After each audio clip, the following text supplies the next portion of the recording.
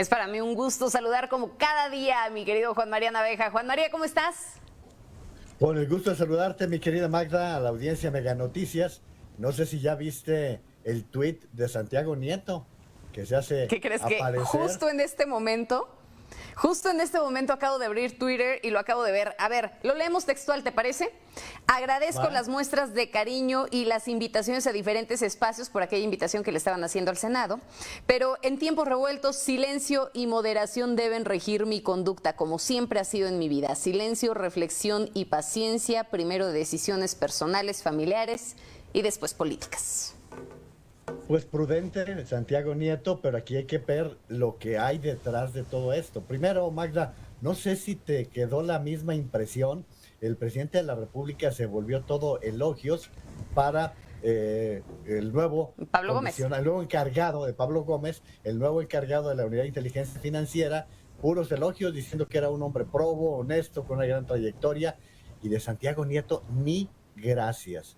Ni siquiera un agradecimiento por parte del presidente de la República. Ya había sucedido algo semejante con otros que se fueron. Y por su parte, esa es la parte del presidente, pero lo declarado por Ricardo Monreal, el coordinador de la bancada morenista y más bien el coordinador de la Junta de Coordinación Política en el Senado, en el sentido de que él vería si hay presupuesto en el Senado para contratar a una persona como Santiago Nieto, porque él considera que se trata de un hombre capaz, talentoso y que con él llevó muy buena relación. Esto ya tiene visos del 24, mi querida Magda. Ya muchísimo, pero ¿sabes qué? Me parece que es bien interesante el poder analizar realmente el trabajo que hizo Santiago Nieto en ese sentido y que de pronto llama la atención la forma y el timing en el que se están dando las cosas, ¿no? Porque sin duda el hecho de que haya dicho que Pablo Gómez es totalmente probo y que no haya comentado acerca, bueno, absolutamente nada de Santiago Nieto, creo que ahí llama la atención las formas, tú lo sabes bien, todo comunica. Y bueno, por el otro lado hay que contemplar, hubo varias investigaciones que estuvieron en las manos de Santiago Nieto y podríamos enumerar varias. Eduardo Medina Mora, Genaro García Luna, García Cabeza de Vaca, Carlos Romero de Champs, ¿te acuerdas, Juan María? Además de Rosario Robles, Juan Collado, Alonso Ancira, Emilio Lozoya, ¿le seguimos? Y si haces un acomodo de cada uno de estos casos, te vas a dar cuenta, por ejemplo, a Medina Mora le congelaron los activos hasta que renunció. Y no solamente eso, le congelaron los activos también a sus hermanos, incluido el actual presidente de la Coparmex. Y luego, si te vas con los otros que acabas de mencionar, cómo se dio la situación en torno a Alonso Ancira. Y así sucesivamente, en todos los casos respondían a una motivación política. Pablo Gómez anoche le decía a Paco Ramírez que es una posición Hijo, sí. netamente política. A mí me parece que no, es una posición con un alto grado técnico que tendría que tener a alguien que sepa de todo lo que se refiere a las finanzas o los movimientos bancarios, pero pues en este caso estás viendo a un hombre ya bastante mayorcito debutando en la Administración Pública Federal. Pero lo aceptó totalmente, Juan María, y me parece aquí que si nos vamos en ese sentido y si analizamos lo que le decía Pablo Gómez anoche a Paco Ramírez en Mega Noticias, en esta entrevista que tuve en exclusiva con él, pues señalaba que sí, que si bien es cierto la unidad de inteligencia financiera es un brazo político de la presidencia y que como tal se debe de analizar la corrupción desde esa perspectiva, ¿no? Entonces terminaría confirmando hasta cierto punto lo que algunas personas han hecho señalamientos, ¿no? De que probablemente podría actuar por venganza contra los opositores. ¿Contra quién se irá? Pues así ha quedado, ¿no? Pues depende de las necesidades, de la necesidad en turno va a depender. Vamos a ver qué es lo que sucede con algunos casos que pudiesen presentarse en las siguientes semanas o meses y que sean necesarios para las actividades del presidente de la República, que finalmente tanto la Fiscalía como la Unidad de Inteligencia Financiera han respondido a las necesidades del presidente de la República. En el caso de la Unidad de Inteligencia Financiera depende de él, porque es un área que depende de la Secretaría de Hacienda, mientras que la Fiscalía tendría que ser autónoma, cosa que no ha sucedido, mi querida Magda. Oye, ¿y qué va a pasar entonces? Porque antes de irse, Santiago Nieto también hablaba y se comprometía que iba a investigar pues a todas estas personas políticamente expuestas que habían salido a relucir ahora con los Pandora Papers, esta última investigación periodística que generó muchísimo revuelo, entre los cuales estaban Julio Scherer y Jorge Arganis. Entonces, ¿qué va a haber por ese lado? ¿Ya definitivamente podemos dejarlos en el olvido? Pues estuvieron en el olvido desde un principio, todos aquellos que tienen la gracia del presidente. Bueno, pero se había comprometido, Nieto se había comprometido. Pues por eso ya no está, mi querida Magda, pero cuidado, ¿eh? Qué mal pensado eres, Juan María. ¿Te imaginas la información que tiene Santiago Nieto? O sea, en las dos partes, ¿eh?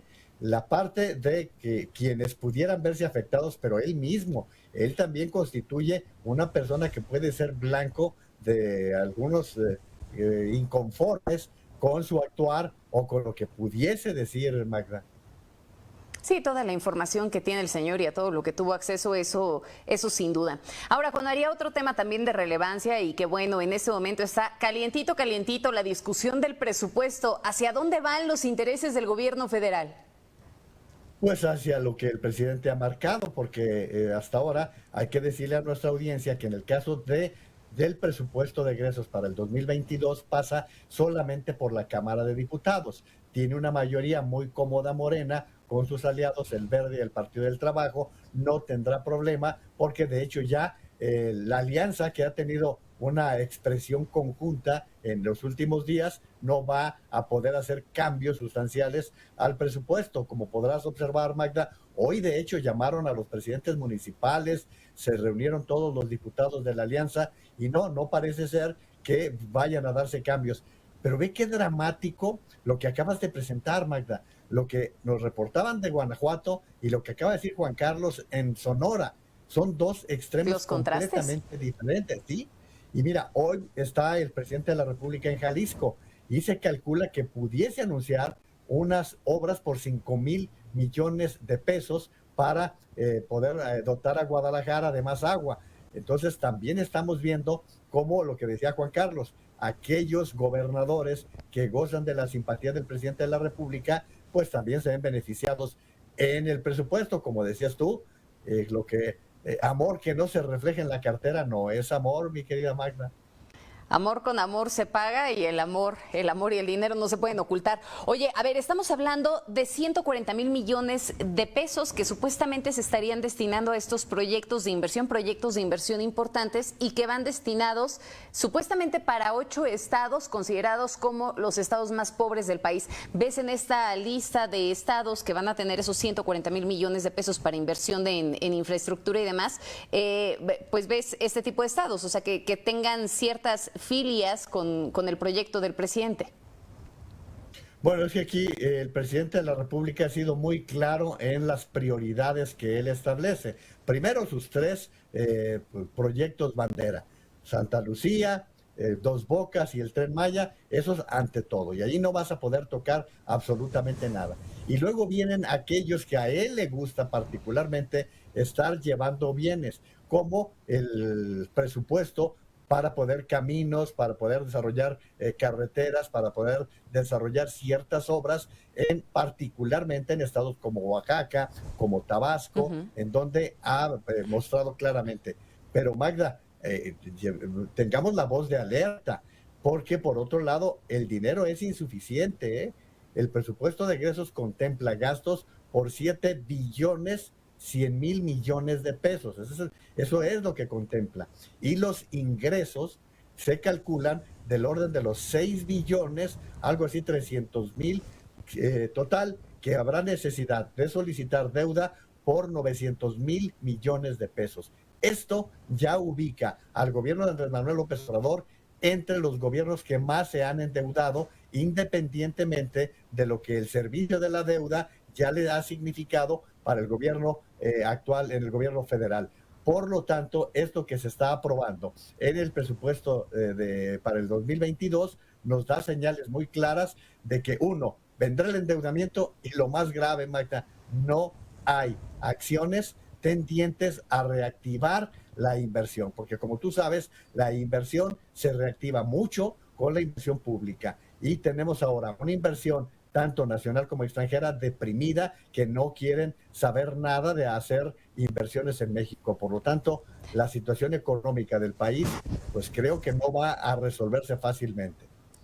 Oye, Juan María, ¿y dejaron de importar los temas como los derechos humanos, la educación, la prevención de la violencia contra las mujeres, la atención a los migrantes? ¿Qué va a pasar con todo esto? Porque si bien es cierto, dentro de lo que se está planteando hay una reducción importante también para estos rubros. Bueno, conociendo al presidente de la República, ¿cómo te imaginas que tomó el hecho de que la oposición estaba exigiendo que regresaran las estancias infantiles que él desde el primer año retiró? Algunas acciones como las que estás comentando, Magda, que han sido parte de los fondos que comentabas hace un rato, que han sido marginados para la ciencia, para la tecnología, para la promoción de las artes, para la promoción del deporte, salvo el béisbol, y que pues nos llaman claramente la atención de que no hay recursos, bueno, pues ni siquiera para las grandes tragedias. Magda, los de Tula siguen exigiendo que se les dé atención y tampoco tenemos claridad en los programas sociales porque sigue sin haber transparencia en Jóvenes Construyendo el Futuro, Salvando Vidas, Sembrando el Futuro, el de los adultos mayores. Siguen faltando reglas de operación y Fíjate que una fórmula. ¿Sí?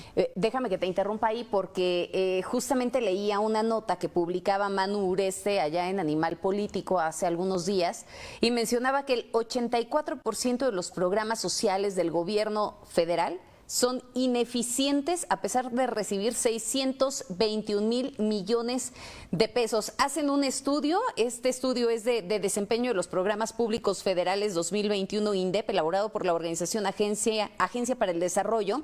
Y bueno, se destaca que estos 96 programas sociales analizados, solamente 15 tuvieron un desempeño óptimo. Me parece que ahí valdría la pena el poder analizar, sobre todo considerando que hay una gran cantidad de presupuesto que está enfocado en estos programas sociales, sobre la eficacia y la eficiencia de los mismos. Querido Juan María, como siempre es un gusto. El gusto es todo mío y bueno, ya tendremos tiempo de hablar ya que se cierre todo este círculo del presupuesto del 2022. Es correcto, ya lo platicaremos a profundidad. Te mando un abrazo enorme, te veo y te escucho mañana. Igualmente, hasta mañana.